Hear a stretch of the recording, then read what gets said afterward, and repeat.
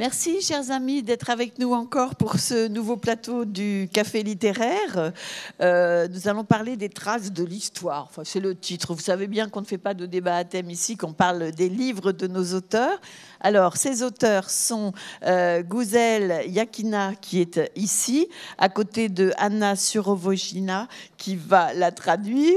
À côté de moi, Stéphane Herzmann, qui va nous parler de son livre qui s'intitule « Une ascension », paru chez Gallimard. Alice Kaplan est à ma gauche. Elle va nous parler de Maison Atlas, qui est paru aux éditions Le Bruit du Monde. Et puis James Meek, qui va nous parler de ce livre qui s'intitule Vers Calais en temps ordinaire, paru chez Anne-Marie Métellier, et qui va être interprété par Marguerite Capel, qui est une habituée du festival. Et puis Pascal Jourdana qui va travailler avec moi aussi. Mais je commence, c'est ça? Commence. Oui, c'est toi qui commences. Je commence, on a dit ça. Donc, je vais essayer de vous présenter Güzel Yakina, qui est née à Kazan, au Tatarstan. Elle est en Russie.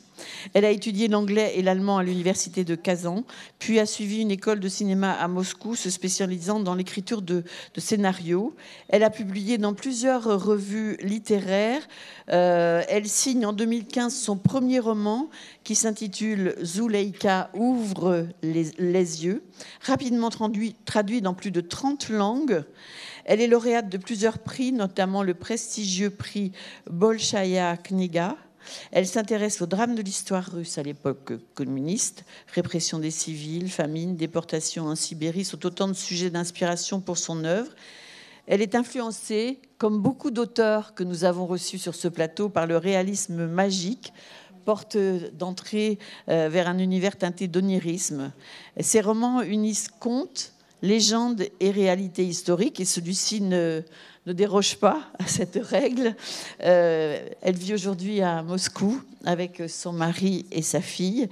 Et ce titre, Les enfants de la Volga, est édité chez Noir sur Blanc. Et il a été traduit, parce que c'est toujours important de le dire, traduit du russe par Maude Mabillard. Voilà.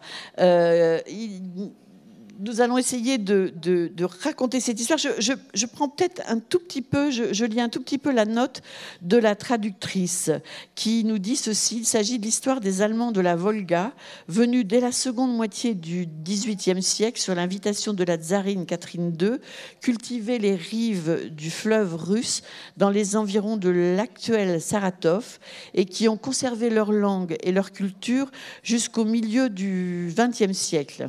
Et puis à la fin du XIXe siècle, suite à des pressions de la Russie tsariste pour les forcer à s'assimiler, une partie des Allemands de la Volga a émigré en Amérique. C'est une petite page d'histoire que je vous propose, mais c'est peut-être important pour situer le roman. Après la Révolution, la nouvelle organisation bolchevique a d'abord semblé jouer en leur faveur. En 1918, un territoire autonome allemand a été créé sur le décret de Lénine. En 1924, ce territoire est devenu la République socialiste soviétique autonome des Allemands de la Volga.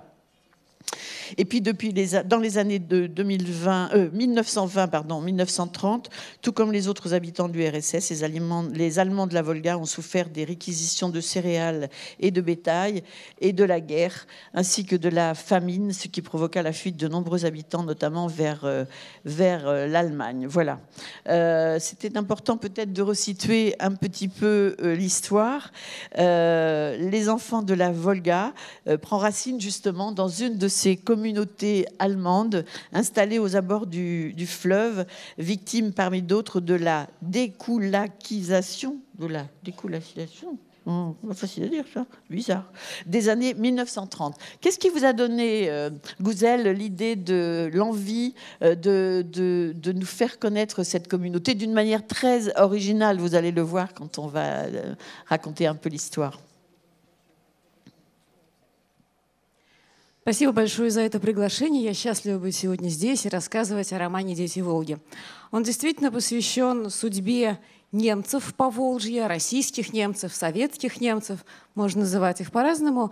И роман рассказывает в основном, конечно, о событиях ранних советских лет, о тех годах, когда была основана, расцвела и позже была погублена так называемая Республика немцев Поволжья, Советская Республика.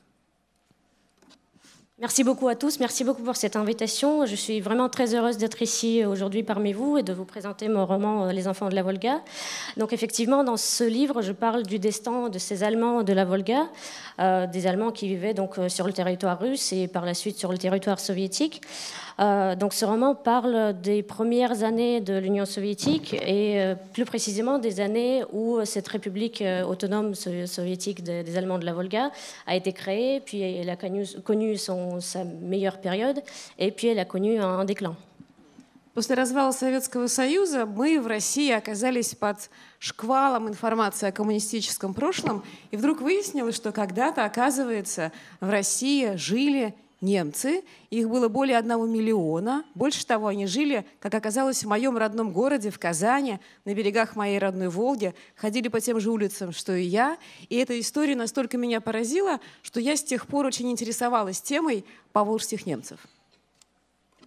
Après la chute de l'Union soviétique, nous avons eu beaucoup d'informations sur notre histoire qui ont été révélées. Et parmi ces informations, il y a eu cette histoire des Allemands de la Volga qu'on ne connaissait pas très bien. Et tout d'un coup, on s'est rendu compte qu'il y avait plus d'1 million d'Allemands qui vivaient sur le territoire de l'Union soviétique. Et notamment, ces Allemands vivaient aussi dans ma ville natale, donc Kazagne, sur les bords de la Volga. Ils marchaient dans les mêmes rues où moi je suis née, où moi j'ai grandi. Donc cette histoire m'a tout de suite intéressée et j'ai beaucoup travaillé sur cette question. Во времена железного занавеса, когда я была ребенком, росла, немецкая тема была чем-то невероятно далеким, похожим на что-то инопланетное на самом деле. И, в общем-то, для меня было удивительным понять, что далекий мир, оказывается, когда-то был очень близок. И эта любовь к немцам, к немецкому языку, это очень близкая мне тема. Я сама по специальности, по первой учитель немецкого языка. И любовь к родному краю, к Волге, объединились вот в этом романе. Можно сказать, что роман «Дети Волги» написан на пересечении 2 любовей к немецкой культуре и к родной Волге. Et donc, comme on a connu l'époque du rideau de fer, nous avons toujours eu l'impression que ce monde de l'Allemagne, des Allemands, était quelque chose de très lointain pour nous, alors que, et c'était même comme une autre planète. En fait, on ne connaissait pas beaucoup. Et en même temps, je me suis rendu compte que c'était quelque chose de très proche parce que ce peuple finalement vivait sur les mêmes terres, sur les mêmes territoires. Et d'un autre part, pour moi, l'Allemagne et la langue allemande a toujours été quelque chose de très important dans ma vie. Votre grand-père et j'ai été d'ailleurs enseignante de langue allemande. Et donc cet amour à cette langue, à ce pays, l'Allemagne, et d'un autre part, l'amour à ma région, à la Volga, à Kazagne, etc. Ces 2 amours combinés ensemble ont donné ce livre. Et vous n'aviez pas envie du tout de raconter cette histoire comme une historienne. Vous aviez envie de la raconter comme un roman, comme un conte, comme une fable.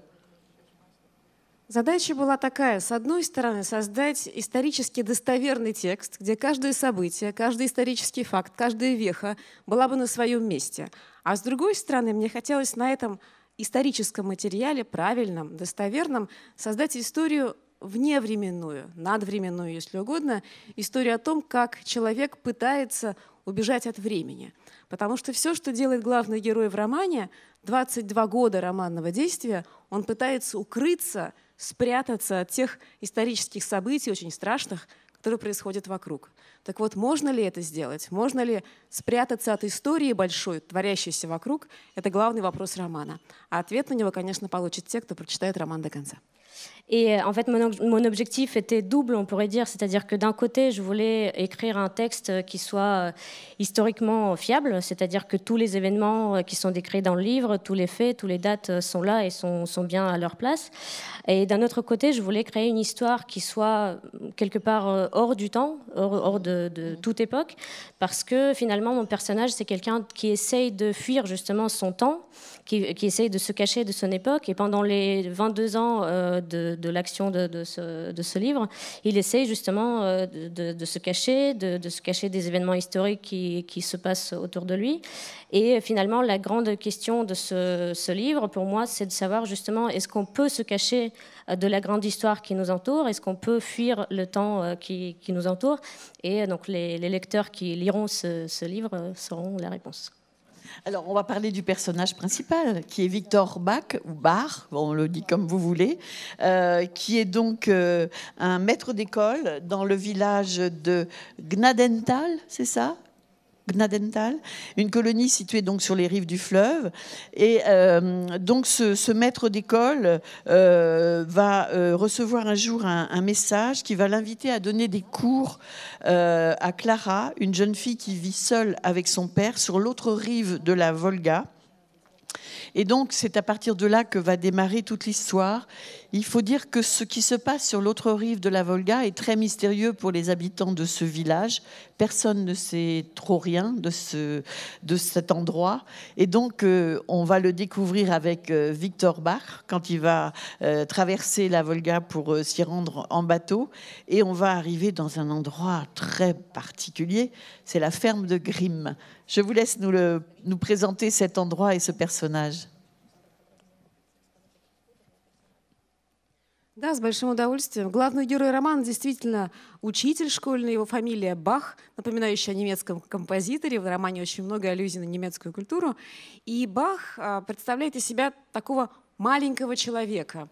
Есть такой литературный термин в русской литературе «маленький человек», обозначающий крошечное существо, противостоящее или подчиняющееся огромной всесильной государственной машине. В общем-то, все мои романы, их у меня сейчас 3, написаны об этом, о том, как маленький человек сражается или, наоборот, попадает под колеса большой, всесильной, всевластной государственной машины. И Бах именно такой крошечный человек, который, однако, встречаясь с большой историей, постепенно в ходе 22 лет романного действия преображается и превращается в большого героя. Об этом тоже можно сказать роман, о том, как маленький человек, встречаясь с большой историей, становится большим героем. Oui, effectivement. Donc, le personnage principal de mon roman, c'est un enseignant d'allemand, qui s'appelle Bach, comme le célèbre compositeur allemand. Et d'ailleurs, dans mon livre, il y a beaucoup d'allusions à la culture allemande. Et c'est un personnage qui fait partie de ces petites gens qu'on appelle communément dans la littérature russe. Et c'est tout un genre qui est très développé dans la littérature russe. C'est des personnages qui sont dominés par une grande machine étatique, qui sont écrasés quelque part par cette machine. Et dans mes 3 livres que j'ai publiés jusqu'ici, je parle des personnages qui font partie de ces petites gens et qui font face justement à cette grande histoire, à la machine de l'État.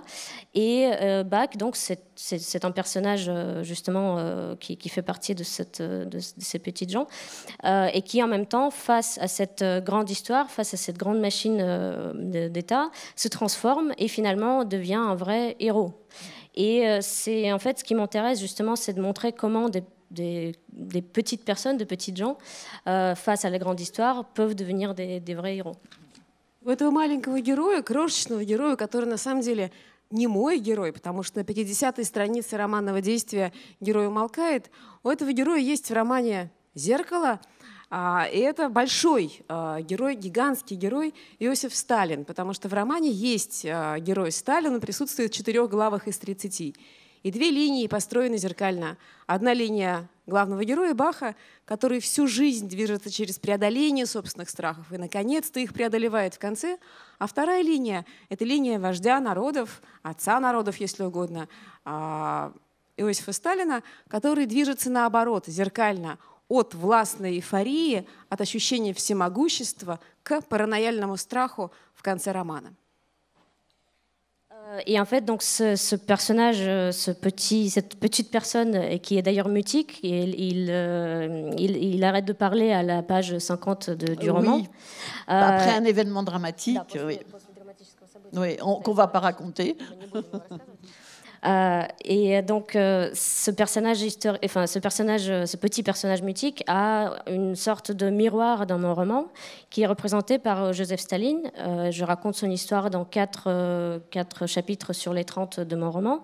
Et c'est une sorte de miroir, en fait, parce que d'un côté, on a cette histoire de Bach qui se transforme d'une petite personne et qui fait face à ses peurs pour devenir un vrai héros.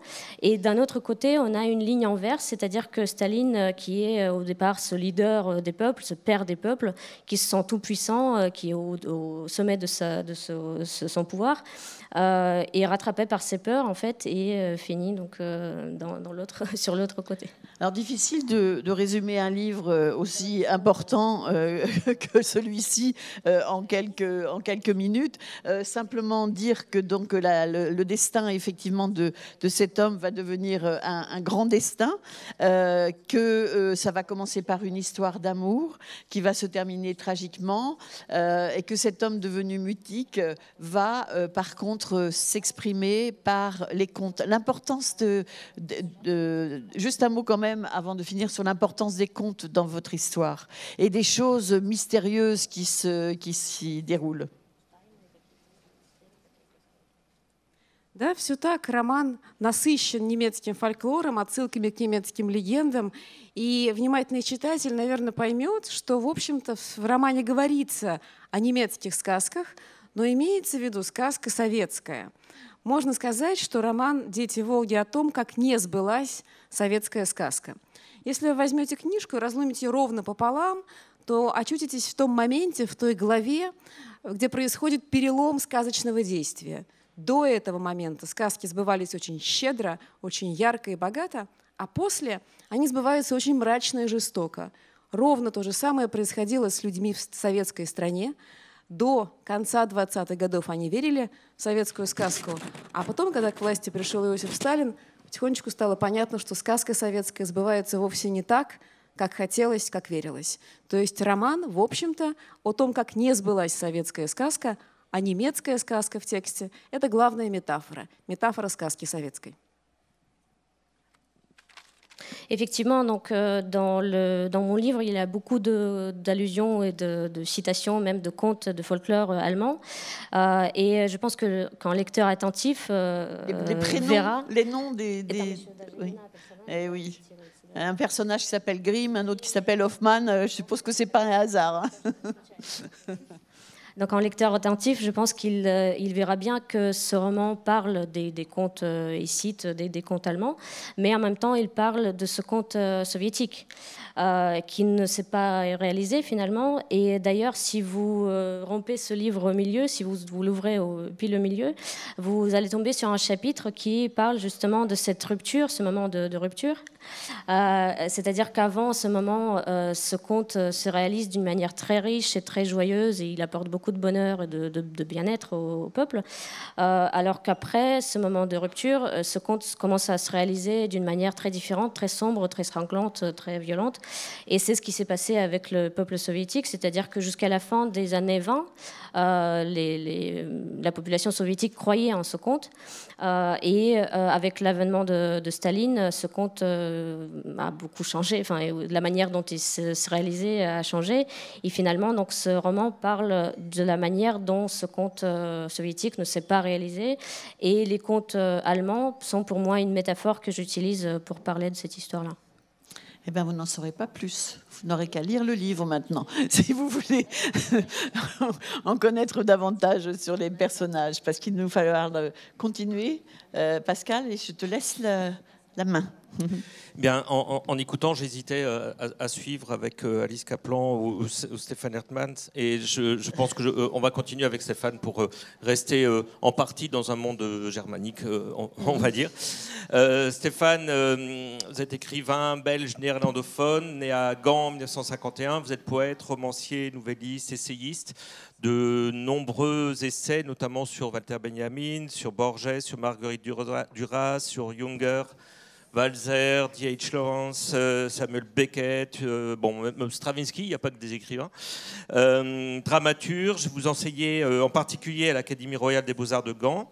Vous donnez des conférences dans des universités du monde du monde entier, à l'étranger, à la Sorbonne, à Vienne, à Berlin, à Mexico, à Washington, à Londres, et vous collaborez pour un grand nombre de magazines. Le premier roman, j'ai l'impression qu'il n'est pas traduit, le premier roman Ruimte, c'était en 1981, pas traduit, mais par contre on vous découvre en France, et particulièrement ici à Étonnant Voyageur, parce qu'on s'était vu à cette époque-là, en 2003, où vous avez remporté le prix La Ville à lire avec un livre qui s'appelait Entre villes, histoire en chemin. C'est paru aux éditions du Castor Astral. Et depuis cette venue, moi je regarde tous les livres de Stefan Hartmann qui sortent, ça m'avait énormément marqué. Vous recevez le prix de l'essai 2008 avec Poétique du silence. Le précédent roman avant celui-ci, c'est Antigone à Malenbeek, toujours au Castor Astral. Alors là, avec une ascension, on est dans un roman, mais vous y êtes présent quand même, Stéphane, puisque ça démarre dans votre ville natale, à Gand, en 1979, où le narrateur... Bon, on a le fin mot de l'histoire à la fin, où il y a effectivement le nom de Stefan Hartmann qui est dans le texte, mais on pourrait dire que c'est peut-être pas tout à fait l'auteur, tombe en arrêt devant une maison et qui le fascine, et visiblement à l'abandon, et qu'il a l'impression qu'elle est faite pour lui. Donc il l'achète, pas cher du tout à l'époque, et il va y vivre assez longtemps, et ce n'est qu'au moment de la quitter, enfin vous l'avez déjà quittée, en fait, que vous apprenez que dans cette maison, entre 1930 et 1950, a vécu un homme, Willem Verhulst, qui était un collaborateur, un Veeman, un homme fautif, autrement dit un collabo, qui était un SS flamand, en quelque sorte, profondément impliqué dans la collaboration avec le Troisième Reich. Et à partir de là, vous menez une enquête. Alors, évidemment, est-ce que c'est une construction romanesque? Est-ce que les choses se sont passées comme ça? Je dirais pas tout à fait peu importe, parce qu'on voit bien l'importance pour vous de ce qui fait finalement votre matrice littéraire, c'est la confrontation avec les lieux, avec l'espace, avec l'histoire. Et là, on est exactement dans ce même type de récit, mais à partir d'une maison, au fond, qui va vous faire découvrir la vie d'un homme. Oui, tout à fait. En fait, j'avais déjà entendu des rumeurs quand j'habitais la maison. On m'avait dit, bon, vous avez acheté en fait la maison d'un ancien nazi, d'un fasciste. Ben, écoutez, je suis un post-68ard. Pour un 68ard, tout le monde qui n'était pas d'accord était un fasciste. Alors, ça ne m'intéressait pas trop au début. Ça veut dire que j'avais cet esprit de Diderot, d'esprit d'escalier, que c'était graduellement que je me suis rendu compte qu'il y avait une histoire à raconter. Il faut compter aussi bien que j'ai publié d'abord en 2013 un grand roman sur la Première Guerre mondiale en Flandre. C'est l'histoire des Flamands qui ont défendu d'une façon héroïque la Belgique. Dans les tranchées, les Flamands ont du même temps été discriminés de nouveau et qui n'avaient pas une place officielle institutionnelle dans la Belgique qui se disait unilingue. Avec ceci, la structure belge refoulait le fait que la majorité du peuple n'était pas francophone, mais était néerlandophone. Jusqu'à ce jour, maintenant, on parle de 63% des Belges qui ne sont pas francophones, mais néerlandophones. Ça veut dire que les Flamands ont lutté, ont mené une lutte culturelle, intellectuelle. Ils n'avaient pas de droit de fonder leur propre université dans leur propre langue, des cours de justice, etc. Voilà. On a dû revendiquer tout cela. Et j'ai décrit le rôle héroïque des Flamands dans la Belgique pendant la Première Guerre mondiale. En même temps, il y avait une amertume qui a commencé à augmenter contre l'État belge. Et évidemment, dans les années 30, est commencée cette tragédie du nationalisme flamand qui sont tombés dans le piège avec des dizaines de milliers qui ont collaboré. Après la Deuxième Guerre mondiale, pas mal d'eux sont retournés du front de l'Est, et on dit, bah oui, écoutez, nous, on était des idéalistes flamands, on a juste lutté pour une cause très juste et légitime. Évidemment, ce mensonge qui perdure toujours dans les milieux d'extrême droite nationaliste en Flandre est un mensonge qu'on a dû percer et qu'on a dû montrer. Et au moment que je me suis rendu compte que j'avais acheté une maison dans laquelle, dans mon salon, la maison que j'ai habitée 20 ans, tous les grands nazis flamands s'étaient vus dans mon salon, c'était un choc énorme. Parce qu'à ce moment-là, le fascisme entre vos murs. Et voilà qu'à ce moment-là, commence une histoire qui n'est pas seulement une histoire historique, mais une histoire intime. Oui. Je me suis demandé, mais qu'est-ce qui s'est passé? Parce que, comme vous savez bien, il a marié, son deuxième mariage était une femme hollandaise qu'il avait rencontrée quand il était à la fuite après la Première Guerre mondiale. Cet homme, le protagoniste de mon livre. Et là, il a rencontré une femme hollandaise, calviniste, rectiligne, humanitaire et résistante. Alors, la résistance et le nazisme dans le même lit. Vous voyez l'envergure de mon livre. Hein? Alors, il découvre cette histoire par un livre écrit par le fils de ce collabo, enfin plus que collabo, Adri, qui, même s'il raconte l'histoire, vous dites, il s'aveugle un petit peu quand même, c'est-à-dire qu'il accorde en quelque sorte un droit à l'erreur, et vous dites, ben non, il y a quelque chose, il faut aller creuser, et vous menez une enquête. Vous menez une enquête en remontant les fils, en retrouvant les personnes qu'il a rencontrées. Vous vous rendez compte que, en fait, l'auteur du livre, vous l'avez eu, vous, comme enseignant, et que, en fait, ça ne s'était pas très bien passé. Donc, vous avez un petit compte peut-être particulier, personnel à régler. Et vous menez cette enquête donc, en allant sur les lieux. Et le livre est ponctué d'images, de photos, des personnes, des lieux, qui donnent une matière vraiment intéressante. Moi, ça m'a fait penser, évidemment, c'est pas tout à fait la même fonction, mais ça m'a fait quand même penser, évidemment, au livre de Sebald, parce qu'il est question de mémoire, parce qu'il y a ce rapport entre ce qu'on voit, ce qu'on dit, ce qu'on raconte. Et quand on commence à tirer le fil, on se dit, mais ces photos, qu'est-ce qu'il y a de caché dans ces photos? En fait, qu'est-ce qui est faux? Qu'est-ce qui est secret, qu'est-ce qui est perverti? On a l'impression que tout devient suspect. Bon, je peux vous seulement donner la réponse sublime de Nabokov quand on lui interrogeait sur ses romans, qui disait « Never trust a writer ». Méfiez-vous toujours de l'écrivain. Ceci dit, évidemment, je suis fondé parce qu'il s'agit d'une figure vraie, hein, d'une famille de laquelle les filles du nazi, les petites enfants sont encore en vie. Et que je me suis fondé sur une histoire très vraie. J'étais obligé de fouiller, de faire mes recherches d'une façon strictement correcte. Évidemment, de l'autre côté, quand on connaît les faits historiques, il y a encore les scènes à remplir. Et c'est là où l'imagination entre pour tisser les scènes. Et vous imaginez comment ça s'est produit dans cette maison. En même temps, j'ai pris contact avec les enfants et vous avez fait référence au fils aîné qui était mon professeur d'histoire et qui a publié un livre 2 ans avant son décès qui avait comme titre en irlandais « Zoon van een foute Vlaming », ce qui est fils, zoon, d'un Vlaming, un flamand, mais puis il y a le mot « fout ». Fout, étymologiquement, ça ressemble « faute » en français. Fils d'un flamand fautif, pour ainsi dire. Mais fautif était entre guillemets.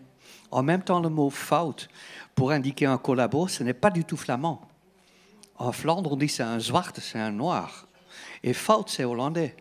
Ça veut dire que déjà, la déchirure était sur la couverture du livre de mon ancien professeur, parce que c'était sa mère qui était à la résistante, qui disait « ton père est fout ». Là, ça m'a beaucoup fasciné. Et avant que j'ai pu prendre contact avec mon professeur, il est décédé. Et à ce moment-là, je me suis rendu compte qu'on vient toujours trop tard. Moi, j'ai vécu ces 20 ans dans cette maison sans vouloir savoir. Et puis, il y a ce sentiment de culpabilité que je partage notamment avec Sebald. Qu'est-ce qu'on peut rendre d'une histoire pour la rendre véridique de nouveau? Parce que le véridique, la véracité, n'est pas toujours la même chose que la vérité académique. Ça veut dire que beaucoup de ces faits que je raconte en tous les détails de ce flamand collabo sont connus par les académiciens et les chercheurs. Mais pour le grand public, toujours, il faut répéter cette plaie ouverte de l'identité flamande, parce que c'était un homme très habile, c'était un homme séducteur. Il y avait aussi bien une maîtresse. Sa première épouse était une juive qui était de New York, imaginez-vous. J'ai recherché les traces de cette première femme à New York. Seulement pour dire, c'était un homme banal. Ça, je suis heurté à cette banalité du mal de laquelle Hannah Arendt raconte. C'est un petit Eichmann. Il a dressé des listes de centaines de ses concitoyens à Gand. J'ai retrouvé seulement un nom parce qu'il a brûlé toutes ces listes le 8 septembre 1944 quand il s'est enfui avec des milliers de Flamands à Hanovre pour faire part de la division de Langemarck, notamment, qui était une division chérie par Hitler et Himmler. Les Flamands qu'ils appelaient les Germaniques occidentaux, hein, et qui sont, à ce moment-là, se sont engagés encore plus. Bon, je n'ai retrouvé qu'un nom d'une femme juive qui est morte à Auschwitz, un nom. Et avec le rechercheur qui est spécialisé dans cette matière, j'ai coopéré pour élucider le sort de cette femme. On a un nom, il y en a des centaines. Ça veut dire que c'était un vrai criminel du bureau, comme le disait Hannah Arendt, un Schreibtischtäter. Hein? Et voilà que sa culpabilité était énorme. Il a été condamné à mort. Ça a été tourné en perpétuité. Après 8 ans, ces gens étaient libres. Parce qu'il y en avait tellement beaucoup dans les prisons belges qu'on craignait qu'ils se radicalisaient encore plus. Et c'est le seul moment que peut-être la Belgique menaçait d'être scindée ou séparée. Parce que pour le reste, ne vous trompez pas, on ne va jamais séparer la Belgique. C'est impossible. Les Belges sont, en fait, après deux siècles de mariage, ils partagent beaucoup trop pour se scinder. Eh bien, merci pour cette information. Merci beaucoup. Non, c'est un très beau livre. C'est à la fois effectivement tout ce brassage historique, mais c'est un livre d'intimité en fait. Hein. On rentre dans l'intimité. Et évidemment, c'est un livre personnel aussi. Moi, c'est un livre sur le fascisme intime. Voilà. Qu'est-ce que ça veut dire, le fascisme dans l'intimité? Ouais. Alors, nous allons passer maintenant au livre de James Smick. James Smick est né en Angleterre, il a grandi en Écosse, il vit aujourd'hui à Londres et il a collaboré pendant 20 ans, jusqu'en 2005, à plusieurs grands journaux anglais. Vous continuez encore à écrire pour les journaux anglais ou pas? I still write for the London Review of Books. Ah oui. J'écris toujours pour la London Review of Books. D'accord. Vous avez traité en particulier les conflits en Irak, en Tchétchénie, les prisonniers au camp de Guantanamo Bay ou la question de sécurité sociale au Royaume-Uni. Vous vous consacrez beaucoup à l'écriture. Vous avez connu un succès international avec un troisième roman intitulé Un acte d'amour, publié en plus de 25 langues. Et alors moi, j'ai cette information qui dit, et Johnny Depp prépare l'adaptation au cinéma, mais est-ce qu'il a fini de la préparer? Est-ce que ça a été adapté ou pas? He was busy with other matters. Il a été occupé à d'autres affaires. Oui, on en a vaguement entendu parler. Mais peut-être le fera-t-il. Peut-être le fera-t-il. There have been many attempts to take that book, and I mean, I don't know which is the greater compliment, when they make a book out of your film or when they cannot make a book out of your film. Il y a eu beaucoup de tentatives, effectivement, d'adaptation, mais je ne sais pas ce qui est le plus grand compliment pour un livre. Est-ce que c'est le moment où ils arrivent à les adapter ou ceux où on n'y arrive pas, justement? On verra ça peut-être alors.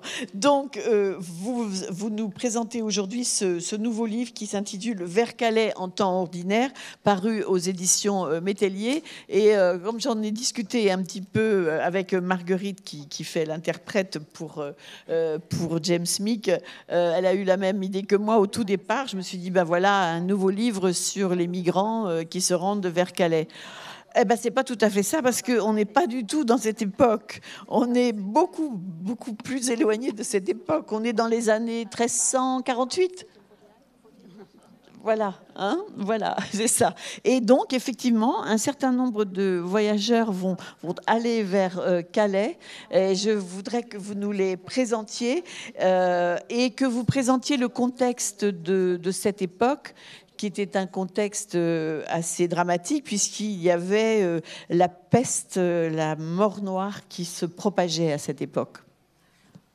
This is one of these cases where the origins of the book were one thing, but the book itself then, as I wrote it, turned out to be, for me, the writer, something different from what I expected. On est face à un de ces cas où l'origine du livre, c'était une chose, mais en fait, le livre est devenu autre chose pour moi en tant qu'écrivain au fur et à mesure où je l'écrivais. I was preoccupied very much with the question of climate change, the climate emergency, the disaster that faces us all. And I thought, well, this seems like the worst thing that has ever happened to humanity in recorded history. And then I thought about the Black Death. Well, that was something that actually has happened. And I saw a relationship there. That's what made me first want to write about this period of the mid-14th century. En fait, ce qui me préoccupait beaucoup à ce moment-là, c'était la question du changement climatique, de l'urgence et de la catastrophe qui nous attend tous. Et je me suis dit, c'est sans doute le pire qui est jamais arrivé à l'humanité de mémoire d'homme. Et là, j'ai pensé à la peste noire. Je me suis dit, ça, c'est quelque chose qui s'est produit. J'ai fait le lien entre les deux. Et ça a été la première idée qui m'a amenée à écrire sur ce mi-temps du XIVe siècle.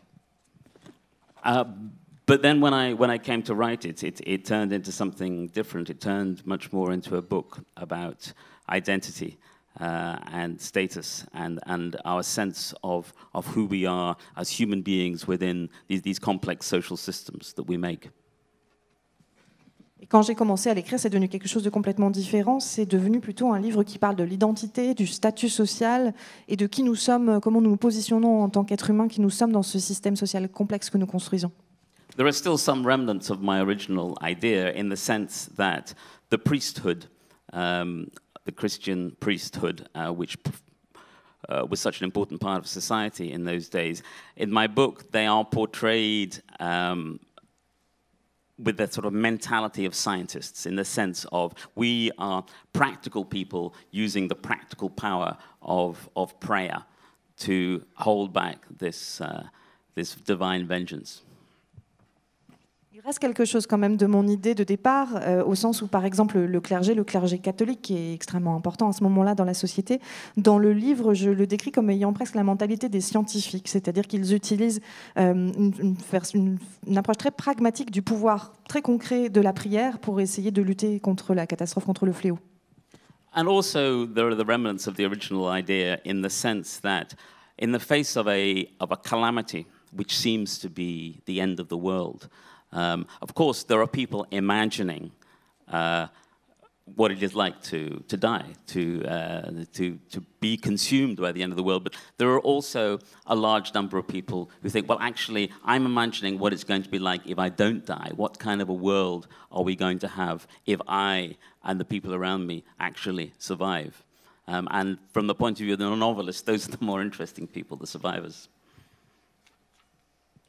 Ce qui reste aussi de l'idée d'origine, c'est cette réflexion autour de ce qu'on fait quand on est confronté à la calamité, à quelque chose qui s'apparente à la fin du monde. Face à la possibilité de la fin du monde, il y a des gens qui imaginent leur propre mort, qui s'imaginent disparaître. Et puis il y a aussi beaucoup de gens qui essayent d'imaginer à quoi ressemblera le monde s'ils ne meurent pas. Donc, quel genre de monde ils survivront. Et évidemment, pour un romancier, ce sont les survivants les plus intéressants. I mean, it often happens, I think, with writers that rather than one single point of starting, they have this point of starting, but at the same time there are other ideas swimming around their mind, things that they want to do. And while I was thinking about this, I also had this idea I really want to write a journey novel where I don't have to worry so much about the passage of the story, the plot, because there is this journey, this place that people are trying to get to that drives the story forward, and I can focus on the relationship between the characters. Comme souvent, quand on écrit, il peut y avoir un point de départ identifié, mais il y a d'autres choses évidemment aussi qui vous passent en tête, d'autres idées. Et une des idées que j'avais en tête, c'est que j'avais envie d'écrire un roman de voyage, un roman itinérant, pour pouvoir justement, au lieu de me concentrer sur le développement de l'intrigue, avoir ce cadre, cet objectif qui faisait avancer l'intrigue et pouvoir me concentrer sur les relations entre les personnages. So the essence of the story, the spine, if you like, is a group of archers, peasant characters, sort of working class characters, who are archers who fought in the campaign 2 years earlier against the French. Fought in the Battle of Crécy, where the flower of French aristocracy was beaten, took part in the siege of Calais, which won Calais for the English, and are now on their way from their native Gloucestershire to Calais to man the garrison there. Et donc, pour revenir à l'essence, à la colonne vertébrale du récit, si vous voulez, on suit un groupe d'archers qui sont des paysans, donc qui appartiennent aux classes laborieuses, qui se sont battus 2 années auparavant dans la campagne contre la France, qui ont combattu à la bataille de Crécy, qui a vu tomber devant eux la fine fleur de l'aristocratie française, qui ont participé au siège de Calais, Calais qui est tombé aux mains des Anglais, et ils sont justement en route, ils ont quitté leur Gloucestershire natal pour se rendre à Calais, pour venir renforcer la garnison de Calais. And these archers are carrying with them the guilt of all the terrible atrocities they committed against the French in France. They are carrying it figuratively, but they are also carrying it literally, because one of the archers has captured a woman who he raped, and he is now forcing to be his concubine on their journey. Et donc ces archers, ils emportent avec eux la culpabilité pour toutes les atrocités qu'ils ont pu commettre en France. Ils l'emportent vers la France de manière symbolique, figurée, mais aussi littérale, puisque l'un de ces archers a capturé en France une femme qu'il a violée et qu'il a forcée à être sa concubine et qui l'emmène avec lui pendant ce trajet. Along with this group of archers is another character called Thomas, who is a cleric.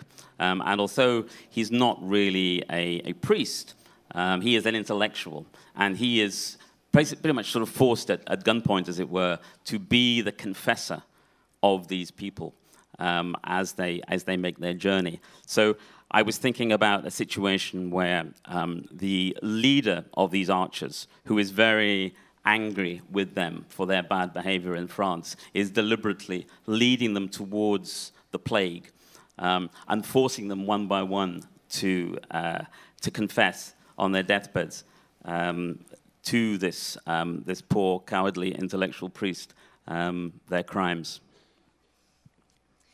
Et il voyage avec ses archers un autre personnage qui est Thomas, qui est un clerc. Il n'est pas vraiment un prêtre, c'est plutôt un intellectuel, mais il est forcé, littéralement sous la menace des armes, à accompagner ces gens pour leur servir de confesseurs dans leur voyage. Et donc j'ai imaginé une situation dans laquelle le chef de ces archers, qui est furieux justement de leur mauvais comportement en France, quelque part les envoie tout droit vers la peste noire, accompagné de ce confesseur, pour les forcer justement à avouer leurs fautes, à avouer leurs crimes à ce clerc qui, lui, est lâche et qui est forcé de recevoir ses confessions. As if that wasn't enough, you also have these two love stories amongst the travelers. One of the archers is being pursued by this duality of two people, or perhaps it is not two people, perhaps it is one person, a pig boy and his sister, who are obsessed with this handsome young archer. And are ready to follow him to the ends of the earth, much to his annoyance. Comme si tout ça ne suffisait pas, il y a aussi 2 histoires d'amour parmi les personnages qui font ce voyage. Donc il y a cet archer, ce bel archer qui est poursuivi des assiduités d'un personnage qui est double, ou peut-être il ne l'est pas, on ne sait pas si c'est 2 personnes ou une seule. Ce serait un porcher et sa sœur, un garçon porcher et sa potentielle sœur, obsédé par ce jeune archer et prêt à le suivre jusqu'au bout du monde, ce qui l'ennuie beaucoup. Et qui voyage aussi avec son cochon. That's right, the pig. Ah bah oui, forcément. Enka, yes. And the final character in this troupe is Berna, the very young aristocratic woman who is running away from an arranged marriage to a much older man and running towards the man she believes to be her romantic true love. who has gained property in Calais that he hopes to take possession of. So that is the interplay of characters on this hellish journey. Il y a effectivement le cochon qui s'appelle Anger, et puis le dernier personnage, c'est Berna, qui est une toute jeune aristocrate qui, elle, fuit un mariage arrangé avec quelqu'un de beaucoup plus âgé qu'elle, et qui fuit surtout pour rejoindre l'homme qu'elle croit être son véritable amour romantique, et qui a obtenu des biens, des terres à Calais, qu'il est parti justement revendiquer. Elle espère le rejoindre, et donc c'est voilà tout le scénario des liens entre les personnages. Voilà toute l'équipe donc qui se dirige vers Calais. Vous imaginez le nombre d'aventures qui peut leur arriver. Et ça, on va pas pouvoir les développer. Mais ce que je voudrais quand même que vous nous disiez, c'est comment est-ce que vous avez travaillé. Tout le monde célèbre la langue que vous avez, que les langues que vous allez utiliser pour écrire ce livre. Yeah, I guess the first problem that anyone who attempts to write a story set in the Middle Ages faces is the question of language. And in Europe, you have literature from that period still with us. It's not long before the time of Chaucer. And you can see the resemblance to modern language, but if you used literally that language, then you would make it impossible for your readers to follow. But after a while, I came up with what to me was a more interesting realization, the way that in the 14th century there were three English languages. There was this Chaucerian English, based on the Germanic language of the Anglo-Saxons, which was spoken by the peasants, the archers in this case. There was the French, literally French, or a French kind of English spoken by the aristocracy. And there was the very Latinate language, Latin basically, literal Latin, spoken and written by the priests. C'est le problème qu'on a quand on veut écrire une histoire qui se passe au Moyen-Âge. Évidemment, c'est le premier problème qui se pose, c'est celui de la langue. En Europe, on a une littérature qui date de cette période-là. Ça ne se passe pas très longtemps avant Chaucer. Donc il y a une langue qui existe, qu'on aurait pu utiliser, qui a quelques ressemblances avec l'anglais moderne, mais si on l'utilisait de manière totale, ça aurait quand même été un peu difficile à suivre pour le lecteur. Et au bout d'un moment, ce dont je me suis rendu compte et qui m'a intéressé davantage, c'était surtout qu'à cette période-là, il y avait trois anglais différents. En Angleterre, on parlait trois langues différentes. Il y avait effectivement cet anglais un peu de Chaucer, si vous voulez, aux racines germaniques, celui des anglo-saxons qui était plutôt parlé par la paysannerie, donc par les archers dans notre cas. Il y avait aussi cet anglais beaucoup plus français, et parfois littéralement du français parlé par l'aristocratie, et enfin un anglais latinisé, voire carrément du latin, parlé et écrit par les intellectuels et le prêtre en l'occurrence. And these are the three languages that make up the substantial part of modern English. And I realized that I could take these three strands of modern English and use them in different parts of the book according to whose point of view it was, to accentuate not just the differences between the three estates of society, but to echo the way that this three-way division between intellectuals, workers, and aristocrats is still with us today. Et donc, je me suis rendu compte en fait que ces trois éléments étaient les trois composantes qui font aujourd'hui la substance de ce qu'est l'anglais contemporain, et que je pouvais prendre ces trois branches de l'anglais et les utiliser dans différentes parties du roman en fonction du point de vue, pour accentuer bien sûr la différence entre les trois grands corps sociaux, les trois États, mais aussi pour faire écho justement à toutes ces divisions qui sont aussi encore extrêmement contemporaines entre les intellectuels, la classe ouvrière et la classe aristocratique. En tout cas, pour finir, je vais vous lire juste la critique du Guardian, une fable médiévale jubilatoire. On ne sait jamais si on est en train de lire une comédie de mœurs, un roman dystopique ou une fable porno médiévale. Au centre de ce magnifique roman se trouve la différence entre le coup de foudre et l'amour véritable, l'allégorie et la réalité, l'histoire et le présent. Vraiment tout ça. Merci, merci. Merci.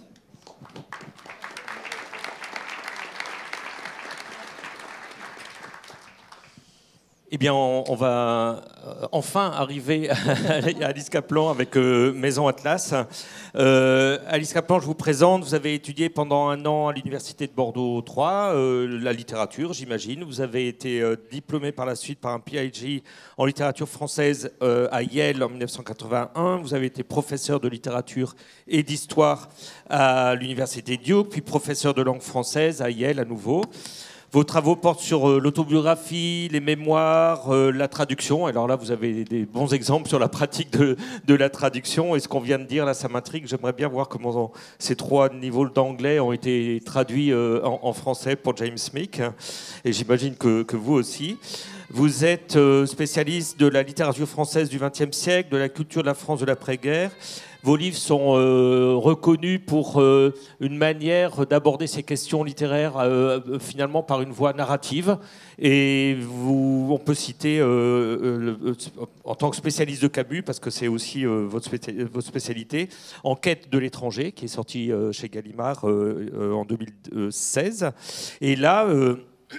vous illustrez pour la première fois en tant que romancière avec ce livre Maison Atlas aux éditions Le Bruit du Monde, qui est nouvellement créé à Marseille et qui sort avant son édition anglaise d'ailleurs.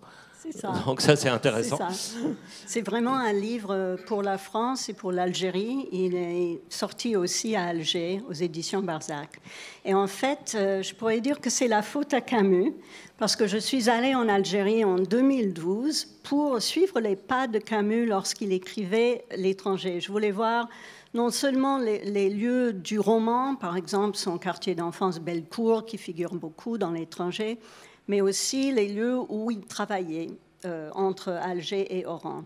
Et ce faisant, je me suis rendu compte, enfin j'étais un peu fascinée comme juive américaine, fascinée par les traces d'une communauté juive disparue partout, des étoiles de David, une synagogue transformée en mosquée qu'on appelle toujours la mosquée des Juifs. Ça reste dans la langue, quoi, cette communauté disparue. J'en ai parlé avec mon éditeur aux éditions Barzac et elle a dit, mais voilà un sujet pour vous, mais il faut faire un roman, ma chère. Finis ces notes en bas de la page, lancez-vous. Et en fait, elle m'a dit qu'elle connaissait une famille une sorte de dernière famille, enfin on me dit depuis qu'il y en a d'autres, quelques-unes cachées, mais une famille qui assume vraiment leur héritage juif, qui est à Alger. Il y a 3 fils. J'ai commencé à interviewer l'un des fils. J'ai travaillé avec cette famille pendant 4 ou 5 ans. Et on s'est mis d'accord que je ferais un roman parce que justement, ils n'avaient pas envie de biographie. Je voulais respecter leur vie privée. Donc pour moi, la grande joie de passer à la fiction, j'ai inventé une histoire d'amour entre une Américaine du Minnesota, des lieux que je connais, et j'ai combiné les trois fils de cette famille en une seule personne qui s'appelle Daniel Atlas. Donc Daniel Atlas tombe amoureux d'Émilie, américaine, sur les bancs, enfin dans l'amphithéâtre de l'université de Bordeaux. De Bordeaux. De Bordeaux, pourquoi on ne sait pas. Émilie, elle découvre en fait qu'elle a une manière, une identité juive apaisée. Elle se rend compte que ça ne s'est pas passé évidemment du tout de la même manière pour Daniel, où il y a eu cette violence des départs, de l'exil, des personnes qui disparaissent. Et lui, Daniel, ils vivent un moment, une belle histoire d'amour, mais un jour, il disparaît. Oui, je voulais revenir sur l'histoire de Bordeaux, parce que dans cette famille Atlas, les fils vont faire leurs droits en France et puis revenir à Alger. C'est une tradition depuis plusieurs générations. Et pour Émilie, ce n'est pas Émilie à Paris comme la série télévisée, c'est Émilie à Bordeaux et puis Émilie à Alger éventuellement, parce qu'elle a juste envie, pour elle, la terre promise dans sa famille d'origine lituanienne, la terre promise, ce n'est pas la Lituanie, évidemment, c'est la France. Ce n'est pas Israël non plus, c'est la France. Et donc, ils se retrouvent. Vous dites que elle est juive, mais apaisée. Je dirais plutôt juive ignorante. Oui. Oui. Enfin, quelle est la différence? On pourrait en parler. Mais elle ne connaît rien de sa tradition parce que, famille laïque, tout a été oublié, il ne reste plus... En fait, ces gens-là ne veulent plus regarder le passé. C'est trop violent. C'est les Einsatzgruppen des années 40 qui ont détruit les derniers cousins. Donc, ils sont contents d'être aux États-Unis. Ils ont une certaine aisance. Et voilà, c'est quelque chose qu'il faut ensevelir en quelque sorte. Tandis que Daniel Atlas se rend compte qu'il est le dernier. Il regarde son père qui a choisi la révolution algérienne, qui se voit un peu comme Moujahid et qui ne regrette pas trop cette communauté juive. Tandis que Daniel se rend compte qu'il a une énorme solitude.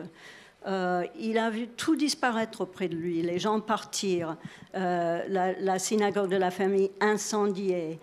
Et elle est fascinée par son attirance à lui, à la tradition. Alors, même si elle n'a pas vécu ça, en réalité, elle transmet quand même, du coup. Elle transmet à leur fille, qui pose des questions. C'est-à-dire qu'au début, elle se dit, il faut que je dise peu à peu à ma fille qui grandit d'où est son père. Donc elle lui montre d'abord sur la carte, et puis après la petite Célire, elle lui montre Alger. Donc la petite, elle grandit, elle garde le nom d'Alger en tête, et c'est elle qui petit à petit va obliger sa mère en quelque sorte à se confronter à cette histoire-là, à l'histoire de son mari disparu, et même peut-être à la recherche, du coup, peut-être à la place de Daniel qui a disparu, de ce qui s'est passé. Et peut-être, pour continuer la question, il y a un deuxième événement, c'est que à la radio, elle entend, pendant les années noires, parce que ça va de l'indépendance de l'Algérie jusque dans les années 90, donc évidemment il y a toutes les années terribles des attentats terroristes en Algérie, elle entend à la radio qu'on vient d'assassiner le 26e Français. Le 26e Français, c'est Samuel Atlas. C'est le père de Daniel. C'est le père de Daniel. Donc, Émilie, Daniel a quitté Émilie pour s'occuper de ses parents qui se sentaient en danger à Alger. Il rentre à la villa familiale, qui est un lieu aussi de fascination pour tous les personnages de ce roman.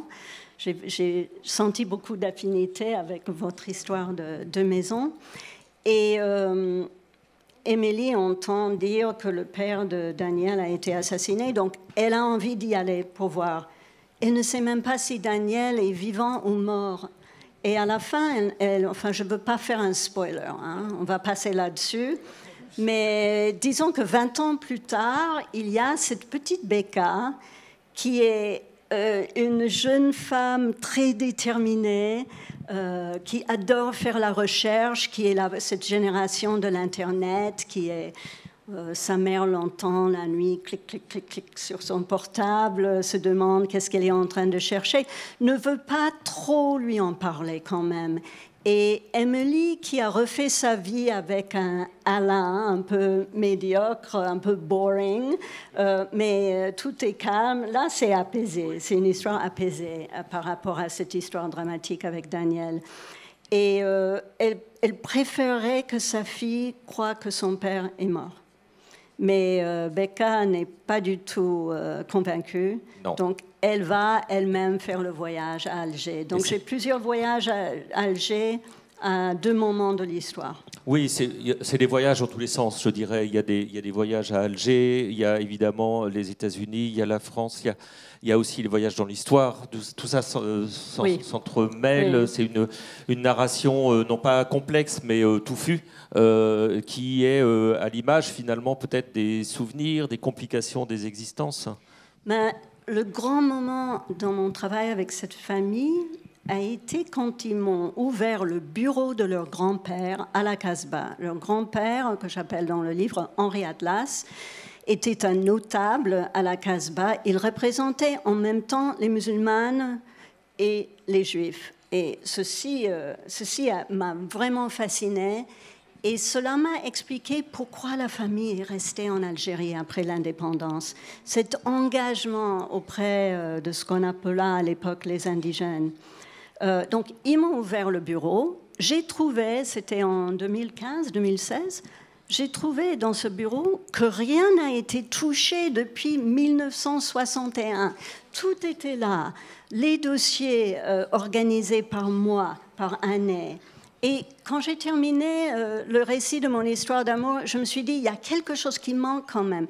Il faut que je monte dans le rétroviseur cette autre histoire de ce notable. Donc, il y a des parties du livre en italique qui sont à la base des bribes d'archives que moi j'ai trouvées à Alger, que Becca va découvrir. Et dans mon imagination, c'est Becca qui devient éventuellement une historienne de l'Algérie. Voilà. Ah oui. Historienne de sa famille aussi. Historienne oui, par la famille, elle devient historienne de l'Algérie. Et je me suis concentrée, parce qu'il y avait des centaines de pages, je me suis concentrée sur l'année 1957, c'est-à-dire la bataille d'Alger. Et Becca, qui adore le film La bataille d'Alger, veut que tous ses amis le voient, elle veut savoir, mais qu'est-ce qu'il faisait pendant la bataille d'Alger? De quel côté était-il? Comment a-t-il pu naviguer les deux bords, les Français et les membres du FLN? Et justement, est-ce que c'est grâce au roman qu'on arrive à expliquer peut-être pas, mais à faire ressentir, à être en empathie du coup avec ces personnages qui sont dans des contradictions, qui peut-être ne s'expliquent pas complètement par le fil de l'histoire, mais qui peut se comprendre au niveau individuel. Oui, c'est-à-dire l'historien travaille sur ce qui est exemplaire. L'historien ne travaillerait pas sur une seule famille parce que c'est vraiment l'exception. Mais la joie du romancier, de la romancière que je suis devenue à cause de ce sujet, c'est de pouvoir creuser une exception. Et il y a quand même une vérité de la fiction qui dépasse, à mon avis, la vérité du récit. Vous l'avez expérimenté avec ça. Oui, tout le monde approuve. Stéphane hoche la tête. Vous avez le droit de parler, de prendre le micro, Stéphane. Je crois que là, évidemment, on est toujours, étant romancier, quand on creuse un sujet historique, on est coincé un peu entre ce qu'on se rend compte du côté académicien, une certaine discipline qu'il faut toujours avoir en vue. Et en même temps, il y a cette liberté énorme de remplir, d'interpréter et de rendre ces gens de nouveau vivants. C'est le travail de Lazare, de ressusciter Lazare et de le faire parler et de le faire se promener. Et je crois que c'est là la beauté de la littérature, qu'on peut ressusciter les gens et leur donner une seconde vie dans la langue. De ces gens d'Alger qui ont disparu, hein, et on travaille par scène. Et on avait parlé tout à l'heure ensemble, avant de venir, de la friction entre l'histoire et le roman, entre les documents et le récit. Et cette friction est quelque chose à maintenir. Voilà, ce sera le mot de la fin. À tous les deux pour cet échange. Merci à la friction. De la friction et de la flexion. Et de l'affection. Oui, de la fiction. Oh là là, ça en fait des choses. Alors voilà, nous avons parlé du livre de Güzel Yakina, Les enfants de la vodka, de la Volga. Ah, c'est bien, les enfants de la vodka. Moi, Je crois que j'ai envie de boire un verre. Les enfants de la Volga, traduit du russe par Maud Mabillard et paru aux éditions Noir sur Blanc. Boum. Une ascension de Stéphane Hertmans, traduit du néerlandais par Isabelle Rosselin, chez Gallimard. Le livre de James Mick, Vers Calais en temps ordinaire, paru chez Métellier. Et puis la maison Atlas. Et traduit. Alors, je le gardais pour la fin. Pardon. Et alors, du coup, je me perds. Alice Kaplan, La maison Atlas, aux éditions Le Bruit du Monde, qui est traduit de l'américain par Patrick Hersan. Et là, je voulais dire, ce livre est magnifiquement traduit par quelqu'un que l'on connaît ici, que l'on aime beaucoup, qui est venu d'abord comme traducteur, comme interprète, il y a beaucoup d'années maintenant, à Étonnant Voyageur, et qui est devenu ensuite romancier, et qui continue toujours à faire de la traduction. Il s'appelle David Fauquembert, et il a beaucoup de talent. Merci à vous tous. Merci. Merci beaucoup.